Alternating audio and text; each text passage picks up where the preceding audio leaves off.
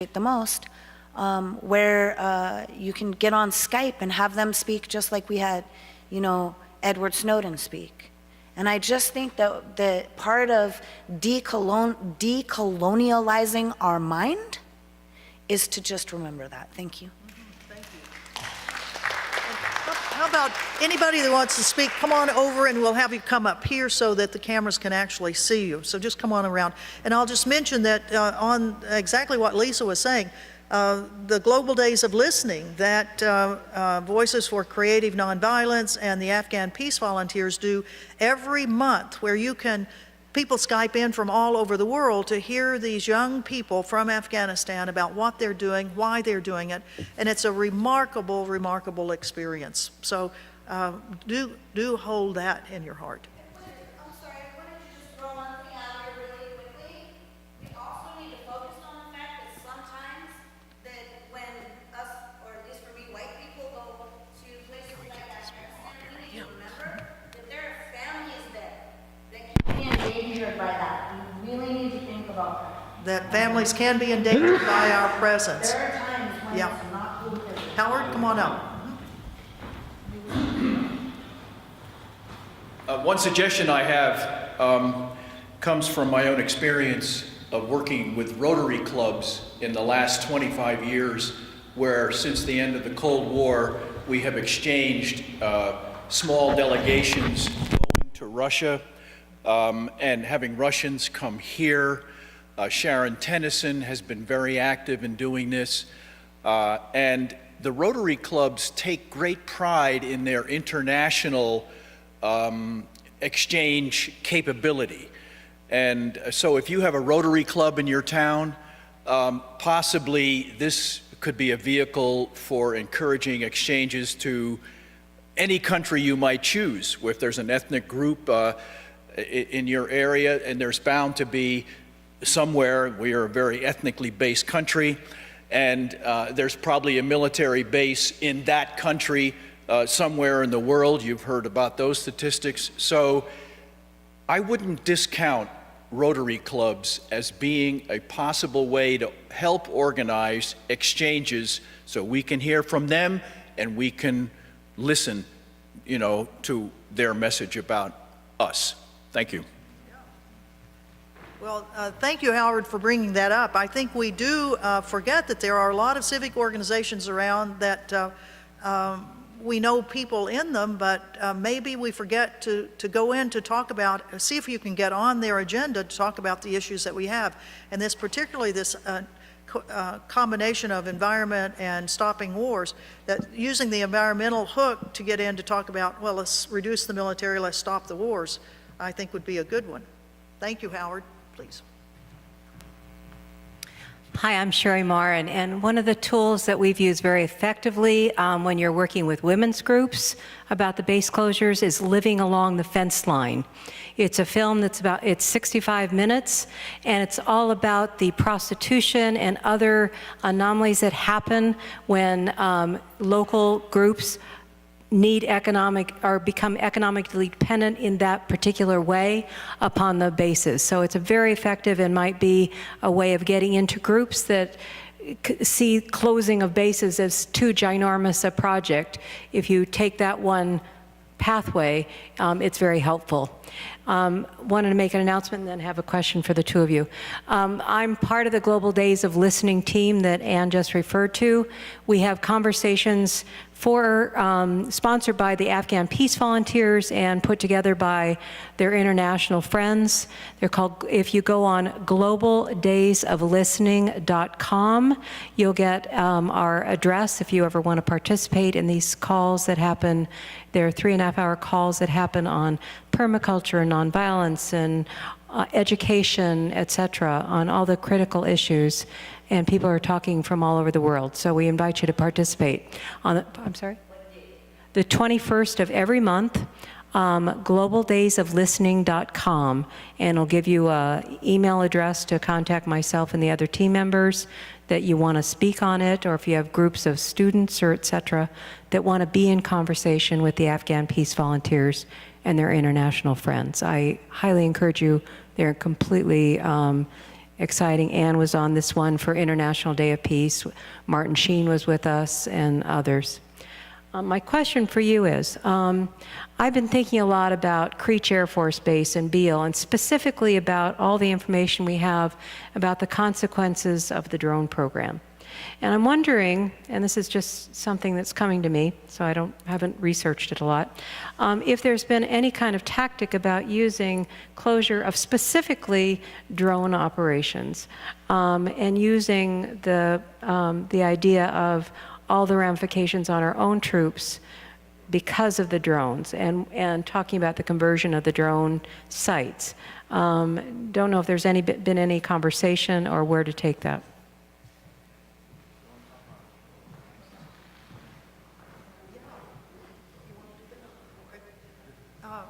Well, I don't think that the actual closing of Creech or Syracuse or any of the major drone bases, I don't think we have specifically had a program going to the city councils to say the city council needs to put pressure on DOD to try to close them.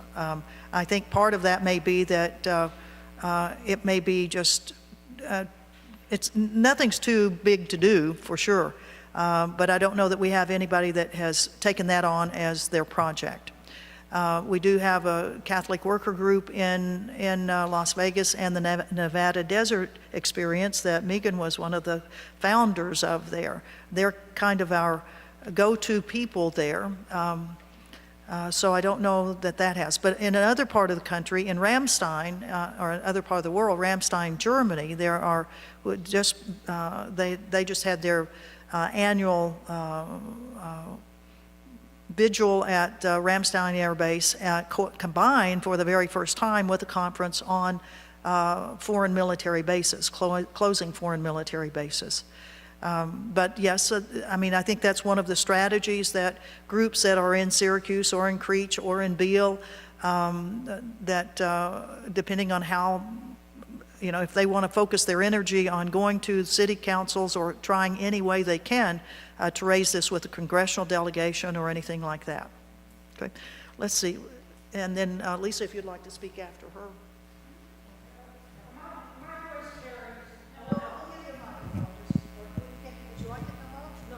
Hello? Okay, I understand that.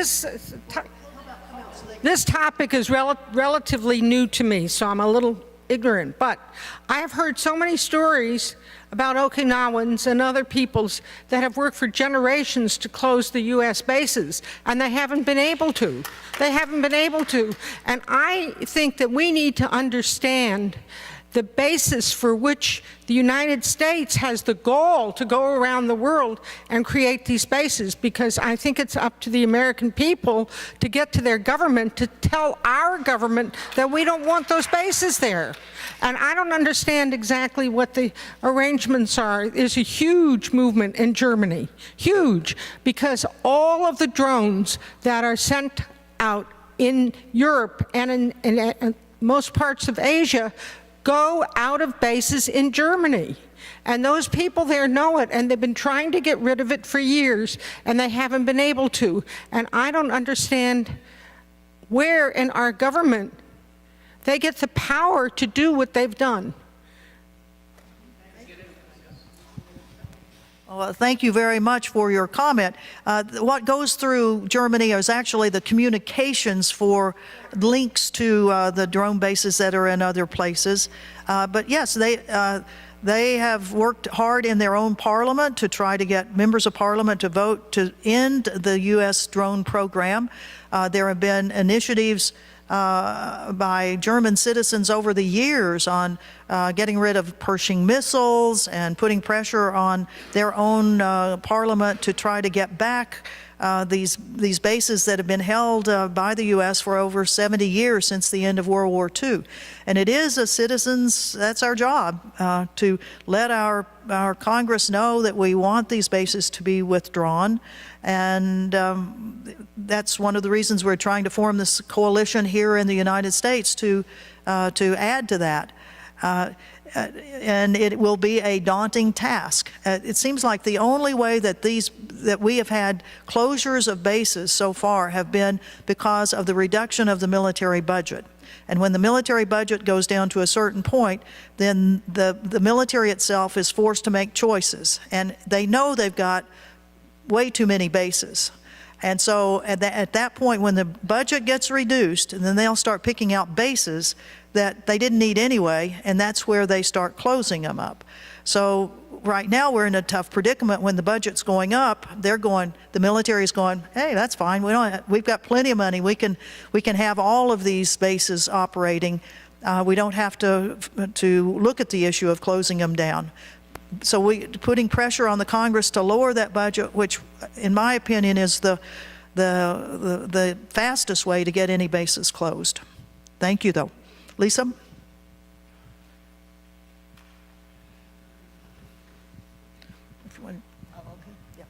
Hi, for y'all that don't know me, my name is Lisa and I'm a drone whistleblower. And so as far as Yay for the drone whistleblowers. I always work with the subject matter experts on these topics, right? Looks like this may be the one. Sorry. Okay, so, I mean, we're going at things in an old school way. Please don't take a picture. We're going at these in an old school fashion, right? We're gonna close the bases. You don't need bases for autonomous weapons. That's where we're headed, okay? Now, we have coalition partners like the ones this is a global Western thing. Australia has a really active community that are trying to close a small base. And I don't think that like taking the front door, going through America and trying to get us to lower our budget, they've had BRAC, which is the base closure and realignment, all of that. I just looked on the internet, the last time they even updated that was like in 95. So, I mean, we need to start looking at new and long-term strategies that will be successful. And some of the ways to do that is to touch hearts and minds and to talk to coalition partners. Like, why on earth would Australia do what we want them to do? They're geographically located in a bad position to be making the Asia pivot. So I think that these are some of the strategies that we need to think on and we need to talk about and we need to discuss, and we need to change our trajectory, because we've been talking about drones, like especially Code Pink, Medea Benjamin. Man, they've done some hard work. They've shown up at bases and done these things, and it has done nothing. The drone program has increased exponentially. We need to try some new strategies. We need to embrace the people that are inside the drone program that right now they're building psychiatric facilities right outside their door so they stop killing themselves. We need to befriend them. We need them. So, I mean, to try and do this, we need to talk to military members that are active right now, because old ideas will come up with old things that, I mean, it's not working. We need to change. So that was it. Thank you. Yeah, I think we all agree we need to have some new strategies, some new ideas, and how you go about it. I think it is very important that we do the educational part of this, that we do bring attention to what is going on. And some ways are more flamboyant than others, and I know that we do have differences of opinion on whether or not presence outside a military base is useful in trying to encourage people in the military to question what's going on. And would they actually go out to talk with anyone that's out on a street corner that may be having signs that, you know, how many kids were killed today in Afghanistan? Or is there a different way? You know, Iraq Veterans Against the War, and now, what's the new name? About Face, has had programs of going on to the military bases, because many members, in fact, you want to talk about this, many members do have ID cards because they have medical situations that they're still dealing with the military on, and they do have access, as you were talking. So the attempt to reach out to people that are in the military right now to let them know, as you mentioned earlier, you know, you are not the enemy. We are not the enemy as people who've been in the military. They are the people we are as the peace movement trying to reach out to help them understand. Okay. Okay. Well, that's a good point. Good point. Yeah. No. We certainly understand the statistics on the psychological problems that people are having because of all this. And yeah, I love you too. Love you too. So yes, I think all sorts of creative ideas we need, and let's continue the discussion and more comments that can help us widen what we're looking at. And how about one from Australia? Come on up.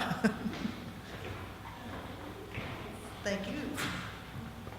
Hello, everybody. My name is Robin Taubenfeld. I work as a volunteer with Friends of the Earth, and we have a network we call the Peace Convergence. It doesn't really exist, but it's a thing where we try to. We have a few networks, but we do have an anti-bases coalition or network, whatever you want to call it. And I promised to make a plug. Kathy helped a little bit.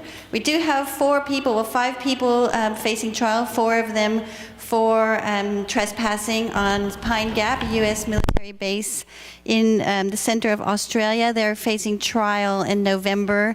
They invite you to Australia to please support them in Alice Springs or via any way you can from the United States. If you want to come to Australia, we don't have any money either, but we can help you travel around and stay in people's places for free. There's a Catholic worker house in Brisbane. There's a Catholic worker farm outside of Brisbane. We're not all I'm not a Catholic worker. I'm a friend of Catholic worker. And so certainly if you can get yourself to Australia, or if we can help you, we will. So please come, not just for that trial, but to help us. I think one of the things we need is I am American, so that's why I feel like I get the moral authority to talk about U.S. bases and U.S. militarism when I'm there, because I don't sound Australian. Maybe I do a little bit to you, but I don't sound Australian, and I feel funny being out there as a spokesperson for Friends of the Earth, and I'm not fitting the public's image. We have different strategies. We do go outside the bases, and we do go inside them, and we do go outside the military zones. We do try to reach the hearts and minds of the communities. I guess we use different strategies for each thing. When we stand outside a base, or when we're trespassing on a base, it's not to try to convert the soldiers. It's to speak the truth, or speak our truth to the power. So that's separate than trying to communicate with veterans, which I think Veterans for Peace is doing a great job of. And so I think there's multiple tactics that need to be had. Just maybe this is a bit not so exciting, but one of our good tools that we have created, which needs serious updating as Friends of the Earth, so back to environmentalism, is to try to start mapping the local social and environmental impacts of U.S. militarism in our region. This could be a gigantic book, but now we've just found out about PFOS and PFAS, the chemicals that were used in fire extinguishers. There's lots of contaminated sites here, and there's at least 15 bases in Australia where the communities around them are contaminated. And so we are going to try to work with toxics networks as well as environmental networks and military families to map the environmental impact of militarism in our community, as well as the social impact. We don't exclude social from environmental, and with that we also have to include the issue of sovereignty for the first peoples of all of those lands in the Pacific and Okinawa, and sovereignty is a big issue. But back as a basic tool to be able to map your local community's impacts sounds innocuous, but this is not that we only care about the environmental impacts, but this is a great way of talking to people who are afraid of being political or afraid of being seen non-patriotic or un-American or un-Australian, to talk about the impact on the reef or the northern quoll or the environment, whatever, the precious habitat. So anybody who would like to help with us or connect communities who are trying to map these social and impacts in their own region, hopefully we could have this mapped globally and connected globally. So I'm interested in connecting with people who want to do that environmental mapping.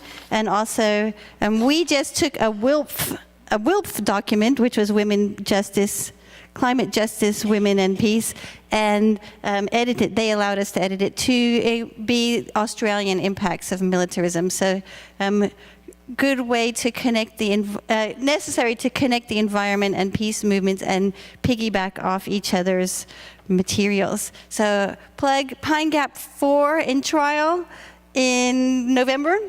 Please look at Pine Gap Pilgrims. Come to Australia. We want to connect with you in the Pacific and all around the world. I didn't have a question. Sorry. Thank you. My question is, can we have a contact sheet going around? Or how can these people in this room connect with each other? Yes, that's a very good idea. And we will get a piece of paper, which I have in my backpack right now. And for me, you can just go to thepeacereport.com. It has my personal email on there. You can contact me on Facebook, Twitter. If you just Google search or internet search The Peace Report and contact that, it's me. It's my thing, so yeah. And Leah, did you have something? Did you?